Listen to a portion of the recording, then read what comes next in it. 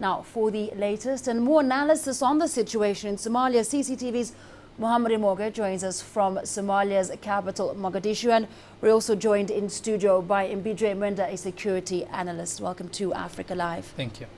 Mohamed, we'll begin with you in Mogadishu. Can you tell us at this point if any more information has emerged with regard to that incident? I spoke with the AMISOM force spokesman, Colonel Ali Mohamed, who confirmed that indeed there was a military air assault this morning in the town of Jilib. Now, the town of Jilib is about 100 kilometers off Kismayo, and it's also another 100 kilometers towards from the Al-Shabaab strongest base at the moment at the port of Barawe, a few kilometers south of the capital here in Mogadishu. Colonel Ali told me that they are still waiting for situation reports and will know the situation as the story develops overnight, and by tomorrow morning they'll be able to respond to the media and to the public on what actually transpired between the KDF. KDF forms part of Sector 2 in the lower and middle Juba areas of Somalia. But the colonel also told me that it is right that AMISOM troops contributing countries can use both maritime and air assets to advance their progress in Somalia. And therefore, as it stands now, Al-Shabaab have also said it is true that there's been assault this morning by the KDF, but have denied any casualties. Right, Mbijiwe, if we look at the most recent past, Kenya itself has faced threats from Al-Shabaab. So now, considering this latest assault by jet fighters, what consequences could it possibly have for Kenya? The consequence that Kenya will certainly face is that we are going to win this war. That's a good consequence, because for a long time we have said and reiterated the government's position has always been that Al-Shabaab has lost the battle in Somalia. These attacks in Nairobi are the last kicks of a dying horse. And I think now, after the business is finished in Somalia, the government is working hard to get all of us as a nation to fortify our homeland security.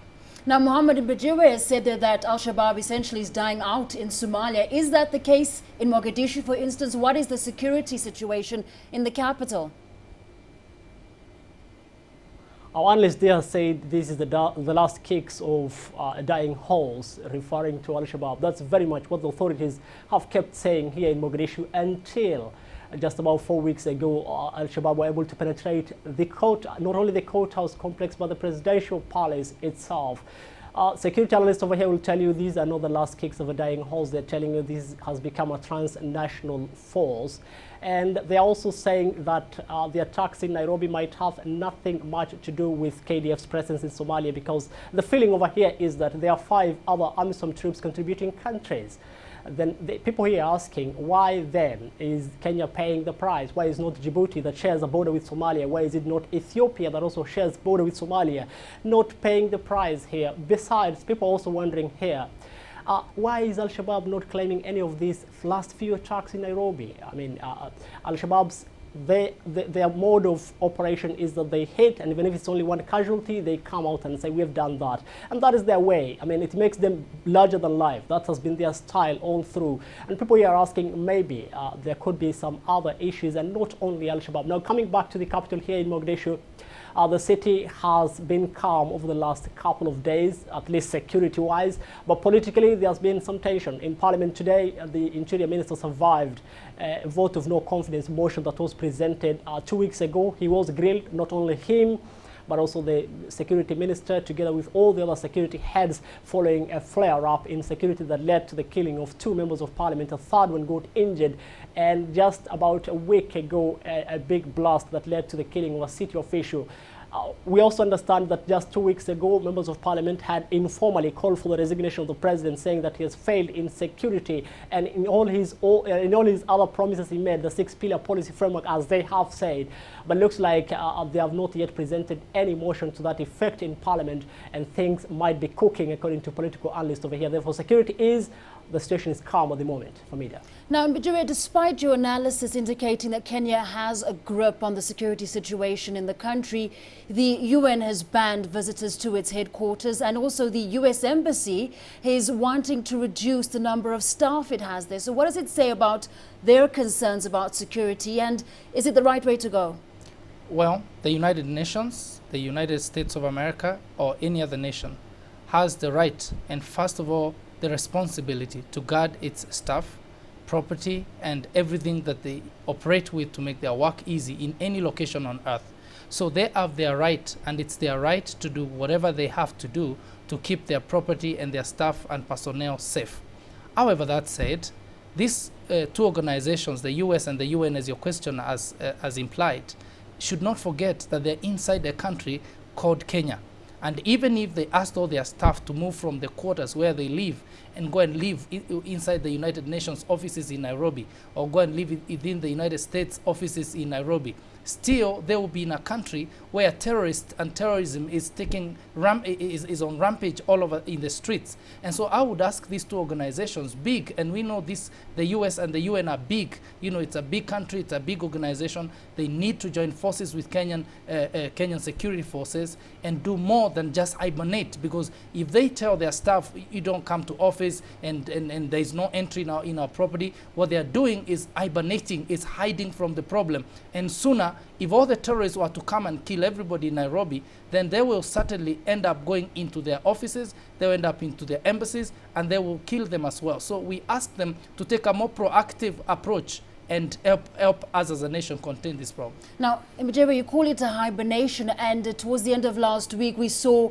European tourists, specifically from Britain, being taken back to their country after holiday in Mombasa. Do you consider a lack of information sharing from the West? Is that a problem from countries like the UK? You see, the strength of any intelligence anywhere in the world is predicated on information. The power of the information that you have determines the effectiveness of your intelligence.